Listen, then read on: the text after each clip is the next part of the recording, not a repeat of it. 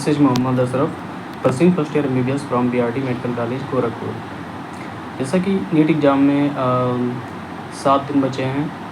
देखो यार, 7 दिन में कुछ ऐसा नहीं हो सकता कि 300 से मतलब एकदम से 600-650 ला रहे हो, ऐसा नहीं हो सकता। लेकिन हाँ, ऐसा ज़रूर हो सकता है कि तुम अपने मार्क्स को कुछ इम्प्रूव कर सकते हो। तो जैसे बहुत सारी गलतियाँ होती है जो अक्सर लोग करते हैं इन मतलब लास्ट टाइम पर बहुत सारी जो ना बहुत सारी थाट आते हैं, नेगेटिव थाट आता है कि हमें क्या करना चाहिए, क्या नहीं करना चाहिए और क्या रिसोर्स यूज़ करें, इस प्रकार के बहुत सारे थाट आते हैं। तो सबसे पहले जहाँ तक बात करते हैं कौन सी चीज़ हमें मतलब किस रिसोर्स को इस समय फॉलो करना चाहिए।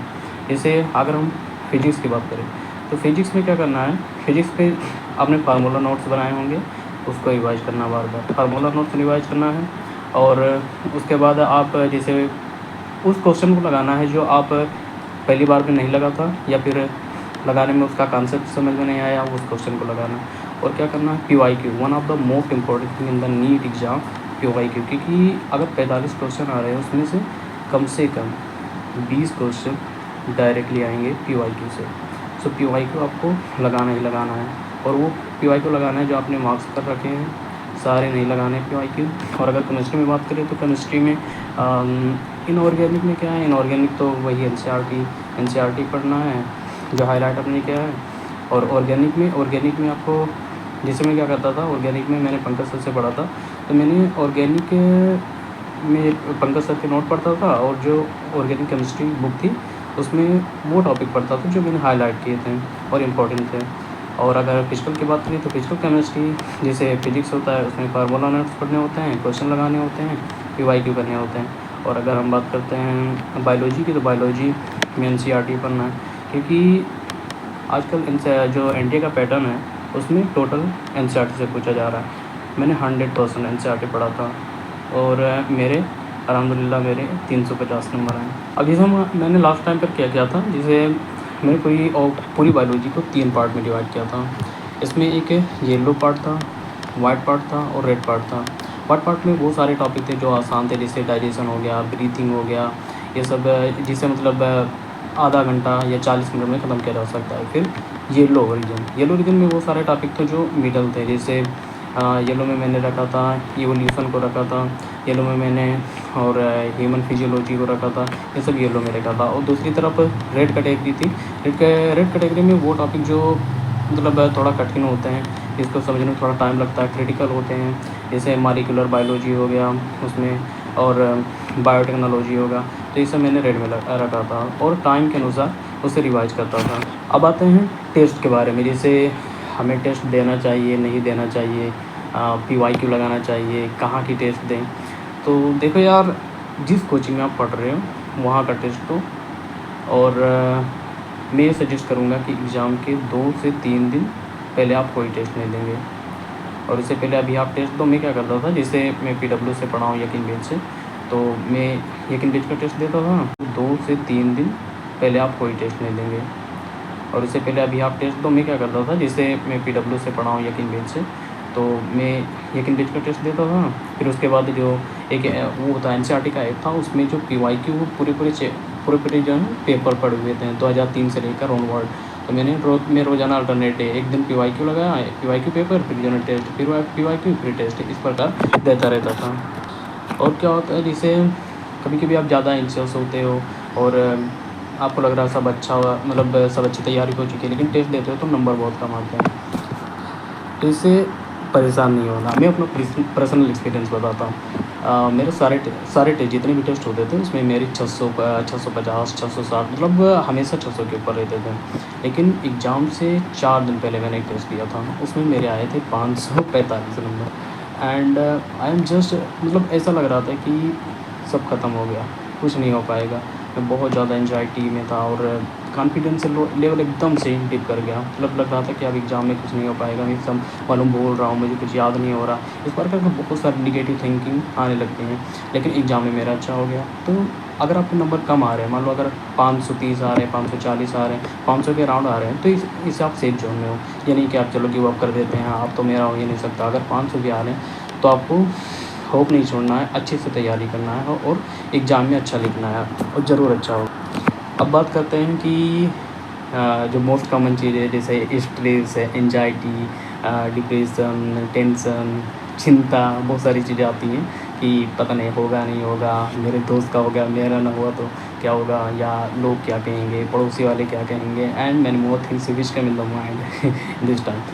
सो देखो यार, अगर आपके अंदर एंजाइटी हो रही है, मतलब अपने गोल के लिए आप सीरियस हो, ये एक कॉमन चीज़ है, सभी को होती है। जितने भी एस्पिरेंट होते हैं जो सीरियस होते हैं अपने गोल के लिए, उनको एंजाइटी, डिप्रेशन सब चीज़ होता है, उनको टेंशन होता है, चिंता होती है, सब चीज़। एक हफ्ता बचा है, तो इसमें हमें क्या चीज़ नहीं करनी चाहिए और क्या चीज़ करनी चाहिए, किस चीज़ को अवॉइड करना चाहिए। तो सबसे पहले एकदम काम रहो, अच्छा खाना खाओ, पूरी नींद लो, और बिल्कुल भी स्ट्रेस लेने की ज़रूरत नहीं है कि क्या होगा। अगर आपने पढ़ा है ईमानदारी से, तो कहीं न कहीं वो रिफ्लेक्स ज़रूर होगा एग्ज़ाम में और क्लिक ज़रूर करेगा। इस समय जैसे बहुत लोगों के साथ क्या हो रहा होगा कि उन्हें लग रहा होगा मानो हम सब बोल रहे हैं, या मुझे याद नहीं हो रहा, और मैं पढ़ भी लूँगा तो पता नहीं एग्ज़ाम में क्लिक करेगा नहीं करेगा। तो मैं बता दूँ कि अगर आप इस वक़्त जितनी भी चीज़ पढ़ रहे हैं, क्योंकि इस समय सभी का जो सिम्पैथेटिक स्टिमुलेशन सभी का होता है, तो जो भी चीज़ आप पढ़ते हैं इस वक़्त, सब चीज़ आपकी बेसिक मेमोरी में जाता है, और एग्ज़ाम में जब क्वेश्चन आता है तो क्लिक करता है। और अगर आप बहुत सारे क्वेश्चन, वैरायटी ऑफ क्वेश्चन लगा चुके होंगे, जैसे क्वेश्चन बैंक से, पीवाईक्यू से, डिफरेंट टाइप के मॉड्यूल बुक से, तो जैसे क्वेश्चन एग्ज़ाम में कोई भी क्वेश्चन आया तो तुम्हें ब्रेन में क्लिक करेगा, हाँ ये क्वेश्चन यहाँ पर लगाया था, ये क्वेश्चन यहाँ पर लगाया था। और अगर आप बहुत सारे क्वेश्चन, वैरायटी ऑफ क्वेश्चन लगा चुके होंगे, जैसे क्वेश्चन बैंक से, पीवाईक्यू से, डिफरेंट टाइप के मॉड्यूल बुक से, तो जैसे क्वेश्चन एग्ज़ाम में कोई भी क्वेश्चन आया तो तुम्हें ब्रेन में क्लिक करेगा, हाँ ये क्वेश्चन यहाँ पर लगाया था, ये क्वेश्चन यहाँ पर लगाया था, धड़ बहुत स्पीड से क्वेश्चन। तो क्या करना है, जैसे इस वक्त ज़्यादा दोस्त से ये नहीं कि फ़ोन पर बात करें, उनसे पूछ रहे कितने नंबर आ रहे हैं, क्योंकि क्या होता है कई लोग क्या बोलते हैं, जैसे मेरा भी एक फ्रेंड था, मैं नाम नहीं लूँगा, तो उससे जैसे मेरी बात होती थी तो वो बोल रहा था, जैसे टेस्ट जब हो रहे थे तो सिलेबस को बता रहा था मेरी 650 आई, 600, कभी बोलता 660 आई, 670 आई। फिर जब फाइनल एग्ज़ाम हुआ तो उसके नंबर 400, 450 के आसपास थे, और मेरे 641 थे। मतलब कई लोग क्या होते हैं, झूठ भी बोल देते हैं कि मेरे इतने आ रहे हैं, और उससे आप डिप्रेस हो जाते हो कि उसके तो इतने आ रहे हैं, मैं भी पढ़ रहा हूँ, मेरे क्यों नहीं आ रहे।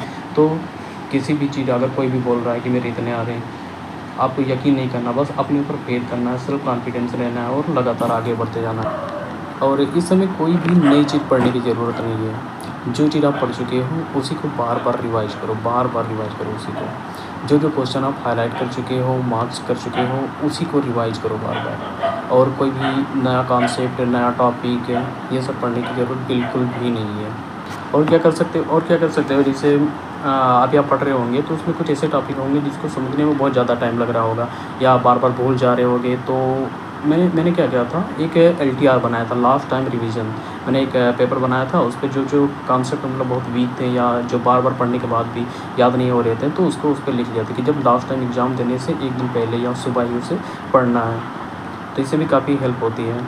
अब आते हैं कि एग्ज़ाम वाले दिन क्या करना है। सबसे पहले एग्ज़ाम वाले दिन आपको पूरी नींद लेनी है, जिसे पूरी नींद लेनी है, और एग्ज़ाम हॉल में आपको कम से कम 2 से 3 घंटा पहले पहुंच जाना है, क्योंकि आप उस इन्वायरमेंट के प्रति, उस इन्वायरमेंट के अकॉर्डिंग आप अडेप्ट हो जाओ। एक केस बताता हूँ, जिसमें मैं एग्ज़ाम देने जब गया था सुबह, मतलब मैं वहाँ पर 10 बजे पहुँच गया था। मेरा पेपर 2 बजे से 10 बजे मैं वहाँ पहुँच गया था। और क्योंकि एक बच्चे का आधार वेरीफाई नहीं हो रहा था, तो कम से कम उसे 2 घंटे, 1 डेढ़ घंटे ऐसे कुछ लगा था आधार वेरीफाई होने में। तो कोई भी सिचुएशन वहाँ पर हो सकती है। और मेरे साथ जानते क्या हुआ था, जब मैं वहाँ पर गया तो मुझे जो रूम मिला था एकदम ओपन था, और बस ट्रक सबकी आवाज़ भी आ रही थी। तो इस प्रकार मतलब किसी भी सिचुएशन के लिए आपको रेडी रहना है। वहाँ पर किसी भी सिचुएशन में आप, हो सकता है ऐसा भी हो सकता है कि मान लो घड़ी नहीं दिख रही है साफ, आपको समय नहीं पता चल रहा है, या फिर बहुत सा ज़्यादा शोर हो रहा है। तो किसी भी सिचुएशन, कोई भी सिचुएशन हो रही है, अपन को सारी सिचुएशन के प्रति जो है सतर्क रहना है, और आपको हाइड्रेटेड रहना है। आप क्या कर सकते हो, जैसे बॉटल, पानी का बॉटल, उसमें ग्लूकोन डी मिला लो, क्योंकि glucose is very necessary for brain activity. So Glucon D आप लगातार पीते जाइए, जिससे आपकी ब्रेन एफिशिएंसी भी सही रहेगी, और आप एक्टिव फील करेंगे। और जब भी पेपर लिखने चले तो अपने चारों तरफ ये ना देखें कि वो लिख रहा है, मतलब पता नहीं उसका हो जाएगा, ये मुझसे तेज़ होगा पढ़ने में, ये बहुत तेज़ है। मतलब वहाँ पर दिखने में तो लोग बहुत तेज़ लगते हैं, ये बहुत ज़्यादा पढ़ने में ठीक है, और पता नहीं मेरा होगा नहीं होगा। तो आपको क्या करना, केवल अपनी क्वेश्चन पेपर पर ध्यान देना है और उसी को आपको टाइम के अनुसार, टाइम के अकॉर्डिंग आपको लिखना है। और सबसे इम्पोर्टेंट चीज़ क्या है, जैसे आप ड्यूरिंग एग्ज़ाम, जैसे मिड एग्ज़ाम आपको ये स्ट्रेस हो सकता है। जैसे मेरे साथ क्या होता, मैं हमेशा से फिजिक्स सबसे पहले क्या करता था, बायोलॉजी करता था, फिर केमिस्ट्री करता था, फिर फिजिक्स करता था। बट एग्ज़ाम हॉल में क्या हुआ, मैंने सबसे पहले बायोलॉजी किया, फिर उसके बाद केमिस्ट्री पे गया। केमिस्ट्री में पहला क्वेश्चन लगा, नहीं लगा, दूसरा लगाया, नहीं लगा, तीसरा लगाया, उसमें कोई भी ऑप्शन मैच नहीं हो रहे थे। फिर मुझे एंजाइटी होने लगी, मैं जो मुझे आ रहा था फिर वो भी धीरे धीरे बोलता जा रहा था। तब मुझे लगा अब क्या करूँ। तब डायरेक्ट उसे छोड़कर मैं तुरंत फिजिक्स पर शिफ्ट कर गया और फिजिक्स क्वेश्चन लगाने लगा तो नॉर्मल लगने लगे। एक लगा, दूसरा लगा, तीसरा लगा, ऐसे लगाते जब वो उसके क्वेश्चन लगने लगे तो मुझे कॉन्फिडेंस भी आ गया। फिर उसके बाद सबसे लास्ट में मैं क्या गया, केमिस्ट्री को सबसे लास्ट में गया। फिर जब फिजिक्स अच्छा हो गया, बायोलॉजी अच्छा हो गया तो कॉन्फिडेंस बूस्ट हो गया और केमिस्ट्री भी अच्छा हो गया उसके बाद। तो ड्यूरिंग एग्ज़ाम अगर कोई भी चीज़ आपको नहीं आती है तो उसे बहुत ज़्यादा एकदम स्ट्रेस में नहीं जाना है कि अब यही क्वेश्चन डिसाइड कर देगा कि मुझे जाना है नहीं जाना। ऐसे थोड़ा बहुत होता रहता है। मैं समराइज़ कर देता हूँ। जैसे देखो, सबसे पहले आपको हाई वेटेड टॉपिक इस वक्त पढ़ना है और जो चीज़ आप हाईलाइट कर चुके हो या जो चीज़ वीक है उस चीज़ को पढ़ना है। और टेस्ट अभी आप टेस्ट दे सकते हो। टेस्ट OPYQ अभी आप लगाओ, टेस्ट PYQ लगाओ, उसकी एनालिसिस करो और उससे रिलेटेड जो भी कॉन्सेप्ट आपकी वीक है उसको जाकर किताब में देखो, समझो। और बाकी कोई भी एक्स्ट्रा पढ़ने की ज़रूरत नहीं है, आउट ऑफ इंसर्ट पढ़ने की ज़रूरत नहीं है बिल्कुल भी। और एकदम काम रहना है, स्ट्रेस नहीं लेना है, किसी के दूसरे के बारे में नहीं सोचना, उसका हो गया तो मेरा नहीं होगा, क्या होगा। बस all the best of luck, हम सबकी दुआ है आपके साथ। तो जैसे कि आपने वीडियो में देखा कि ड्यूरिंग द लास्ट 1 वीक हमें क्या करना चाहिए, और अशरफ ने बहुत अच्छी तरीके से सारी चीज़ें बताई कि नीट वाले दिन क्या करना चाहिए, नीट से पहले नींद आपको कैसे लेनी चाहिए, टेस्ट कैसे करना चाहिए, आपको रिवाइज कैसे करना चाहिए। तो big thanks to the Ashraf. तो अगर आपको ये वीडियो अच्छा लगा हो तो don't forget to subscribe the channel, like and comment on the video. मिलते हैं नेक्स्ट वीडियो में। Bye, take care, love guys.